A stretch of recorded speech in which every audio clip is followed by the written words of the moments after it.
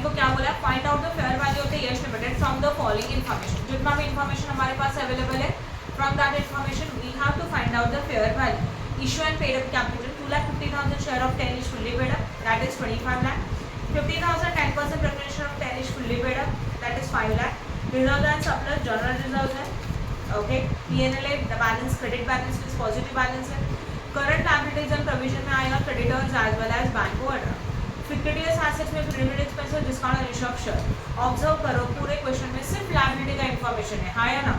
Then discount issue of share, profit of the company, नीचे का देखो, profit of the company for the year 12,50,000 before tax. हमारे पास profit कंपनी का अवेलेबल है 12,50,000 का टैक्स के बिफोर, तो this is a profit before tax.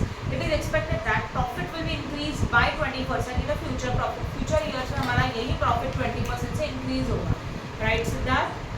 Next, and tax rate is at 50%, normal rate of return is 14%, that is the NRR. Obviously कौन सा मेथड पूछा है, चलो बताओ फटाफट. वैसे नहीं, फेयर वैल्यू मेथड पूछा है, नॉर्मल, हाँ ना. फेयर वैल्यू मेथड करने के लिए आपको क्या क्या करना पड़ेगा? फर्स्ट वाला intrinsic value, that is assets backing method as well as yield method. तो इसको सॉल्व करने के लिए हम लोगों को दो मेथड चाहिए. First one is intrinsic value method, second one is what? Assets backing method, that is which method? Yield method. ये समझ में आया? तो उसके बाद बातें मत करो. And then fair value method में क्या किया जाएगा? दोनों के आंसर का average, that is first method plus second method divided by 2. Valuation of share का पूरा कांसेप्ट यहाँ पे यूज हो रहा है. ओके, अभी एसेट्स बैकिंग मेथड में हम लोग क्या करते हैं? Total of assets excluding losses, right? समझा कृतिका? लॉसेस को छोड़ के बाकी के सारे एसेट्स का हम लोग क्या करेंगे? टोटल करेंगे, राइट? कृतिका लक्ष्य कुठे है? ओके, सारे एसेट्स का टोटल करेंगे, उसमें से हम लोग माइनस करेंगे ऑल योर आउटसाइड लायबिलिटीज. जो भी अमाउंट अवेलेबल रहेगा that amount is known as amount available to equity as well as preference. इनमें से क्या माइनस करेंगे? Preferential capital, right? And then you got the amount available to equity. इसी को डिवाइड किया जाएगा number of shares, you got the intrinsic value. ये हमारा कौन सा मेथड था? एसेट बैकिंग मेथड का assets approach, right? Assets approach के लिए एसेट्स चाहिए, लायबिलिटी चाहिए. इस क्वेश्चन में क्या एसेट्स नहीं, only liabilities are there and some losses are given. तो ऐसे सिचुएशन में हम लोग ये बोल सकते हैं we are using the which approach? Liability approach, बराबर ना? लायबिलिटी अप्रोच में क्या क्या आएगा? पहला equity share capital plus preferential capital plus all your reserves, उनका टोटल. मतलब जो जो एसेट्स अप्रोच में छोड़ देते थे वो सब कुछ आएगा, राइट? एसेट्स अप्रोच में गुडविल लेंगे, हाँ लेंगे. ये वैल्यूएशन ऑफ शेयर है, वैल्यूएशन ऑफ शेयर के लिए गुडविल आता है. वैल्यूएशन ऑफ गुडविल करते हैं, गुडविल नहीं आता है, बराबर है? वैल्यूएशन ऑफ शेयर में गुडविल आता है. तो अभी क्या करें हम लोग? Liability approach, equity share capital plus preferential capital plus all your reserves, तीनों का total minus losses and fictitious assets. क्या माइनस करेंगे? Only losses. और इस अप्रोच से हम लोगों को मिल जाएगा total amount available to equity share as well as preferential, बराबर है? चलो करते हैं, चलो लाइन में पूरा सम करके दिखा रही हूँ. This is the liability approach है इसके लिए, ओके? अच्छा भाई, ओके. नाउ देखो क्वेश्चन नंबर फर्स्ट कर रहे हैं जिसमें हमारा इंट्रिंसिक वैल्यू मेथड है, but which approach? Liability approach. तो equity share capital, preferential capital, general reserves, P&L का क्रेडिट बैलेंस. क्रेडिट बैलेंस का मतलब होता है प्रॉफिट. इनका किया टोटल, उसमें से हम लोग माइनस करेंगे losses and fictitious assets. Losses and fictitious assets मतलब जो बैलेंस शीट के एसेट्स में जो लॉसेस होते हैं ना, वो लॉसेस. उसमें है preliminary expenses as well as discount और इश्यू ऑफ शेयर्स. इनका टोटल यहाँ लिखा, ऊपर वाले से माइनस किया और अमाउंट आया. यहाँ तक समझ में आया? This is amount is known as amount available to equity share as well as what? Preferentials. इनमें से हम लोग माइनस करेंगे प्रेफरेंशियल कैपिटल. तो कितना था वो? 5 लाख. रिमेनिंग अमाउंट कितना बचा? 39 लाख. तो this amount is available to equity share. अब हम लोगों को चाहिए वैल्यू पर शेयर. उसमें आएगा intrinsic value per share is equal to 39 lakh divided by total number of equity share. Total number of equity share कितना है? 2,50,000. करो 15.6. तो यहाँ पे लिखेंगे intrinsic value of equity share is equal to ₹15.6 per share. ये हो गया हमारा फर्स्ट मेथड, राइट है? समझा यहाँ तक? किसी को कुछ डाउट है क्या? अभी उन्होंने यहाँ पे कौन सा मेथड बोला था? फेयर वैल्यू बोला है. तो फेयर वैल्यू में क्या कैलकुलेट करना जरूरी है? Second method, that is the yield method. तो यहाँ पे हम लोग लिखेंगे point number second, yield method. Okay, yield method के लिए पहला स्टेप बोलो क्या चाहिए हम लोगों को? FMP चाहिए. FMP के लिए क्वेश्चन में आपके पास क्या अवेलेबल है? कौन सा प्रॉफिट अवेलेबल है देखो जरा, प्रॉफिट बिफोर टैक्स दिया है ना क्वेश्चन में, पॉइंट नंबर ई में दिया है, the profit of the company for the year 12,50,000 before tax and it is expected that profit will be increased 20% in future year. तो लास्ट ईयर का प्रॉफिट 12,50,000 है, but in coming years next year this profit will be increase by 20%. But this profit is a which profit before tax, तो इसमें से tax भी minus करना होगा. तो सबसे पहले हम लोग लिखेंगे प्रॉफिट बिफोर टैक्स कितना था 12 लाख. हम लोगों को एफएमपी चाहिए, एफएमपी का मतलब फ्यूचर मेंटेनेबल प्रॉफिट, तो यही प्रॉफिट फ्यूचर में इंक्रीज होने वाला है. तो profit increase by how many percentage 20%. तो 20% कैलकुलेट करो कितना आता है 2,50,000. तो 12,50,000 में 2,50,000 ऐड किया कितना मिलेगा 15 lakh. This is your profit before tax. But यही हमारा हो गया FMP average profit before tax. But tax minus करना बाकी है राइट ना, तो इसमें से माइनस करेंगे टैक्स. कितना परसेंटेज है टैक्स चेक करो क्वेश्चन में 50%. तो 15 लाख का 15% 7,50,000 माइनस किया जाएगा कितना मिला 7,50,000 राइट है. ये हो गया हमारा एफएमपी. बट जो हम लोगों को एफएमपी ऊपर चाहिए उसमें से और क्या माइनस करते हैं प्रेफरेंस शेयर्स का डिविडेंड. चेक करो प्लीज प्रेफरेंस शेयर्स है क्वेश्चन में कितना प्रेफरेंस शेयर्स चेक करो. नहीं प्रेफरेंस शेयर्स कितना है 5 लाख है. 5 लाख के ऊपर 10% है ना, तो 5 लाख का शेयर कैपिटल है. लास्ट रो ध्यान दो इंटू 50% कितना आ जाएगा 50,000. तो अमाउंट कितना मिलेगा 7 लाख राइट है. और अच्छा ठीक है इसमें से और क्या माइनस होता है less transfer to reserves. But ये क्वेश्चन में कुछ है नहीं, तो ऑब्वियसली प्रॉफिट कितना मिला 7 लाख. आपको जो एफएमपी चाहिए था वो मिल गया फर्स्ट. सेकेंड वन चाहिए हम लोगों को रेट ऑफ एफएमपी राइट है. रेट ऑफ एफएमपी का फॉर्मूला है FMP divided bye paid up value of equity share into 100 बराबर है. एफएमपी है 7 lakh, paid up value of equity share कितने का है जरा बताओ. आई थिंक 25 लाख है ना. 25 लाख इनटू 100 करो 28. तो परसेंट है ये, तो rate of FMP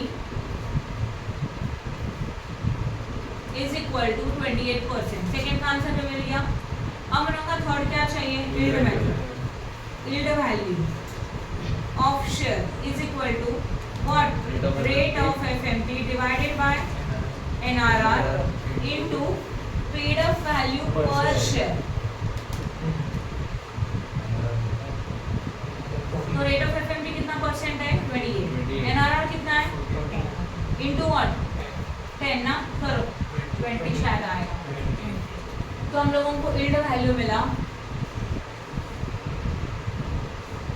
is equal to ₹20 पर शेयर. हाँ या ना.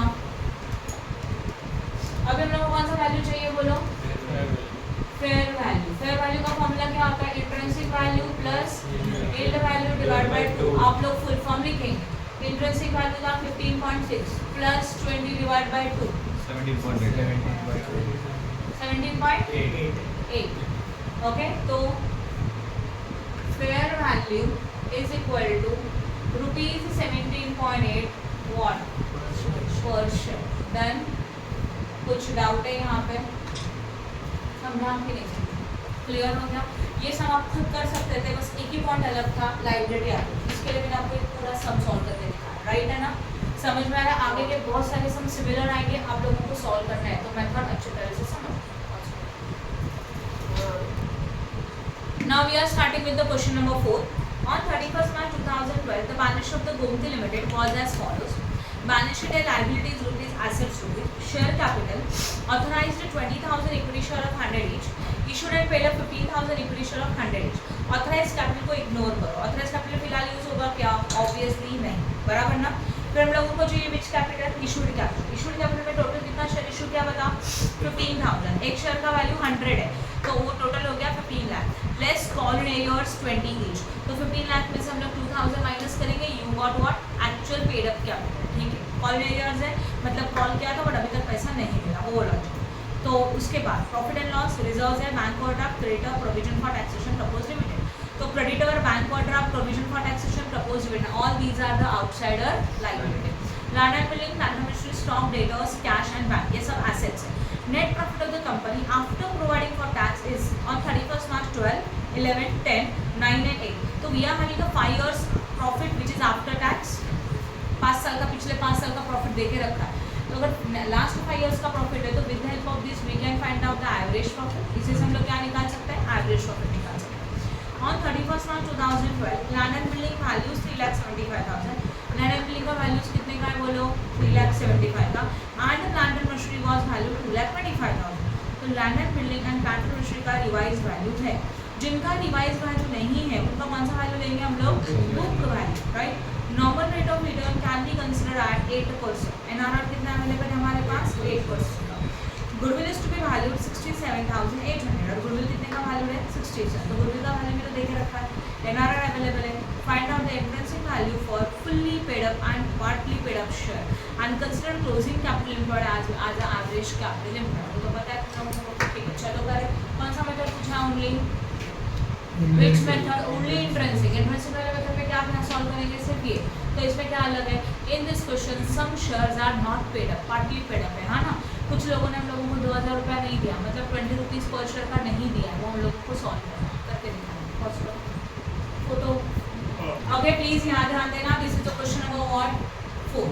Which method,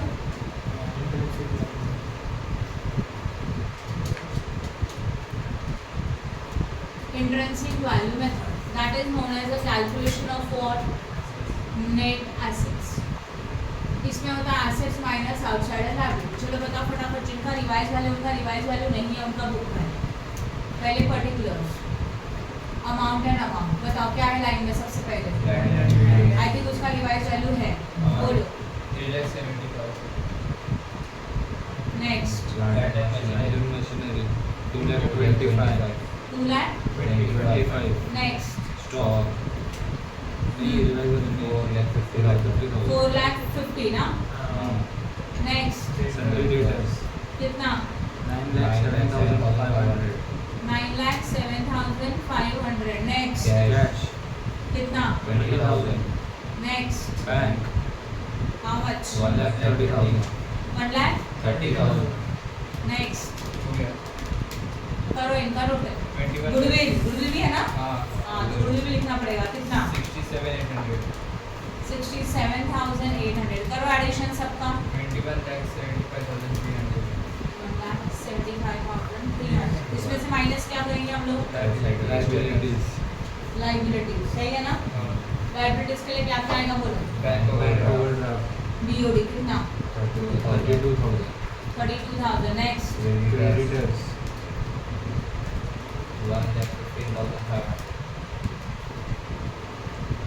next Provision for taxation. How much provision for tax, 67,500. 67,500. And Proposed dividend.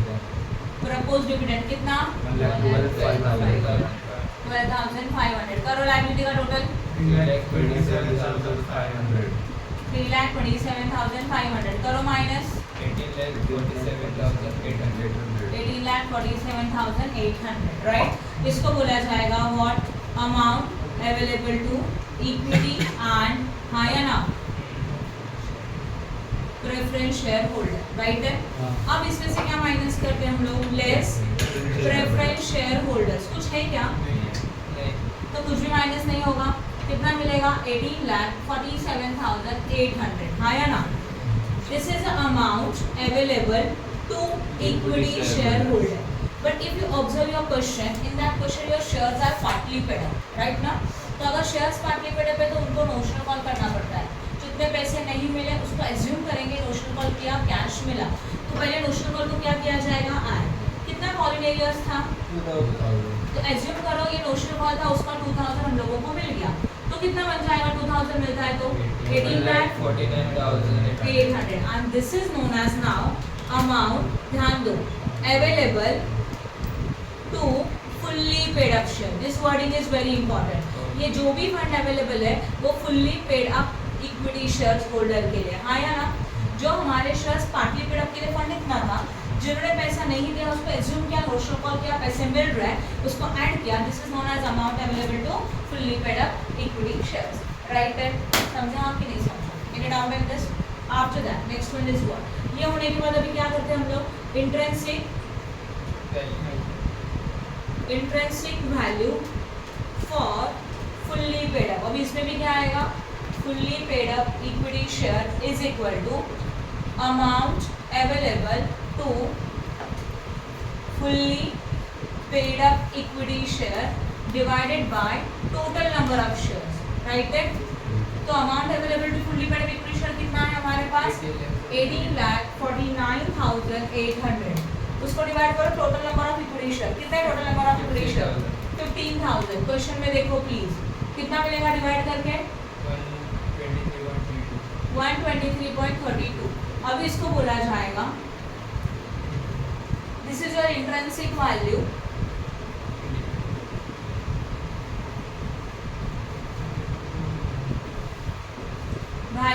For fully की partly fully paid up equity share is equal to ₹123.32 per share. ये समझ में आया? अब हम लोगों को चाहिए intrinsic value for his shares partly paid up share.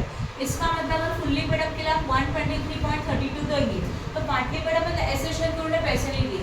कितने रुपीस दे दिया? एक कॉल का क्वेश्चन में बोला है, देखो कॉर्नेलियस के बाजू में 20। तो 20 को माइनस करो, कितना मिलेगा? 103.32। तो ये मिल जाएगा intrinsic value for partly paid up share, आया ना, इज इक्वल टू 10.32। ये रुपीस है पर शेयर। हो गया sum solve. Fully paid up का भी मिला और पार्टली पेड अप का। क्लियर हुआ? Any doubt in this? तो अगर पार्टली पेड अप शेयर्स के सम रहेंगे तो क्या करना चाहिए? जितना भी वैल्यू कॉर्नर ईयर्स में है, बराबर है, मतलब जितना पैसा नहीं मिला उसको हम लोग नोशनल कॉल करके एज्यूम करके ऐड करेंगे। आपको ये जो अमाउंट मिलेगा फुल्ली पेड अप के लिए, इसको टोटल नंबर ऑफ शेयर से डिवाइड करो, you got amount for fully paid up पर शेयर। फिर उसमें से जितना कॉर्नर ईयर्स था उसको माइनस करो, you got value for partly paid up share. समझा कि नहीं समझा? 2010 the balance sheet of Jamuna Limited was as follows. Balance sheet देके रखा है, ये सब मैं एक्सप्लेन करूंगी, आप लोग सॉल्व करने वाले हैं, ठीक है ना? बैलेंस शीट है, लायबिलिटीज है, रुपीज है, एसेट्स है, रुपीज है। Share capital authorised share, authorised 40,000 equity share of 100 each 40 lakh, issued and paid up 30 lakh equity share, 30,000 equity share of 100 each 30 lakh, less called arrears. वापस से आया called arrears, कितना amount है? 4,000 है। तो इस 4,000 कॉल्ड एरियर्स को हम लोग एंड में नोशनल कॉल समझ के ऐड करेंगे, हाँ या ना? Then we got the amount available for fully paid up shares, yes और नो? देन एज लायबिलिटीज में प्रोविजन फॉर टैक्सेशन है, sorry, then P&L profit and loss account है, bank overdraft, creditor, provision for taxation, proposed dividend, land and building, plant and machinery, stock, debtors, cash as well as bank. Now 31st March 2010 land and building was valued to be 7,50,000 and plant and machinery was valued for 4,50,000. Normal rate of return can be considered at what? 8%. तो land and building का revise value है हमारे पास, that is how much? 7,50,000। Plant and machinery का revise value भी हमारे पास है 4,50,000। तो दोनों का रिवाइज वैल्यू दिया तो एसेट्स के टोटल में रिवाइज वैल्यू कंसीडर होगा। एनआरआर मतलब rate of return, yield method में यूज होता है 8%। Goodwill is to be valued at 1,35,600 and find out the intrinsic value for fully paid up and partly paid up share. Similar sum है, now listen, ठीक है, आप कर सकते हैं वाला सब। इसमें एनआरआर कुछ यूज नहीं होता, राइट? क्यों? क्योंकि एनआरआर के लिए कुछ यील्ड मेथड नहीं करना है, तो हम लोग इतना ही सम करेंगे, राइट? अभी निकालो क्वेश्चन नंबर 7। क्वेश्चन नंबर 7 फिर भी कैलकुलेट करने के लिए प्रॉफिट आफ्टर टैक्स के बाद वो प्रेफरेंस डिविडेंड और ट्रांसफर रिजर्व माइनस करो। Now question number 7, following is the balance sheet of ABC limited on 31st March 2017। Assets and liabilities rupees, assets rupees is given, 50,000 equity share of Terry, general reserves, 10% debentures, profit and loss, creditor, bill payable, goodwill, billing, plant and machinery, investment, debtors, bank as well as stock. For the last 5 years ended 31st March, the company's profit after tax is given below. The net profit after tax is already given. Company set aside 10% of the profit. Profit का 10% कहाँ जाएगा? Journal reserves में जाएगा, that is transfer to reserve. The fair value of return of industries may be taken as a 10%. So this is the NRR. Industry से return मिल रहा है तो NRR है. And find out value of shares on the basis of the earning capacity method. Now what is this earning capacity method? आप बताओ, yield method. तो yield method से आप कर सकते हैं और आप इसी में इंट्रिंसिक भी करोगे और फेयर वैल्यू भी करोगे। इंट्रिंसिक में क्या करना है? Assets minus what? Liabilities divided by number of share, you got the intrinsic value. फिर इंट्रिंसिक का आंसर प्लस यील्ड का answer divided by we got fair value method. कर सकते हो क्या? प्रेफरेंशियल डिविडेंड माइनस करेंगे एज वेल एज प्रॉफिट का, और आपको निकालना है average profit. The profit is given for how many years? Check करो प्लीज।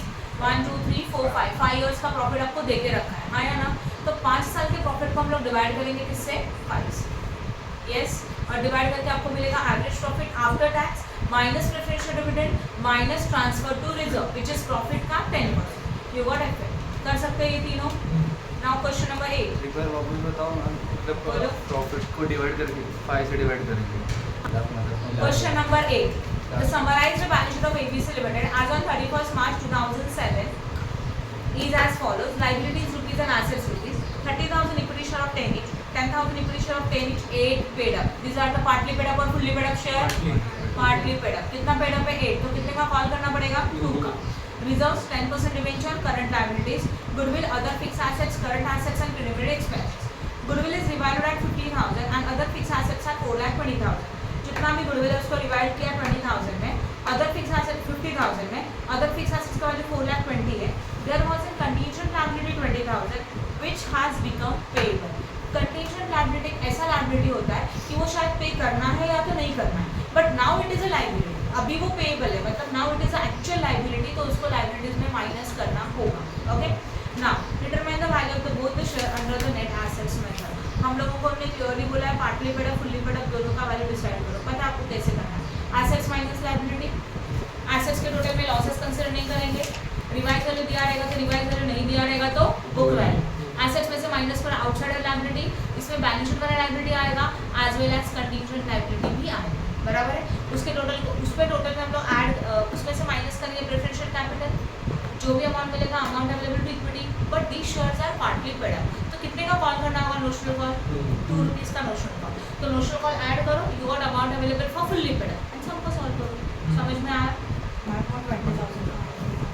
कौन से 20,000 का? Now we are starting with the question number 15. The balance sheet of Y Limited. मिला question number 15 1 5. Okay. The balance sheet of Y Limited as on 31st March 2009 is given below. Equity share capital 50 lakh, 5,000 share of 10 each, general reserve, debentures, creditors, bank quota, provision for taxation, land, building, machinery, debtors, inventories, मतलब stock, cash at bank, patents and trademark and preliminary expenses. Preliminary expenses consider नहीं होगा, right? वो losses है। Now profit of the company for the past 4 year is given below. तो पिछले 4 साल का profit available है। Now every year company transfer 20% profit to the general reserve. कहाँ जाएगा ये? एड मेथड में यूज होगा, राइट ना? The industry's average rate of return is 15%. This is known as a what? NRR.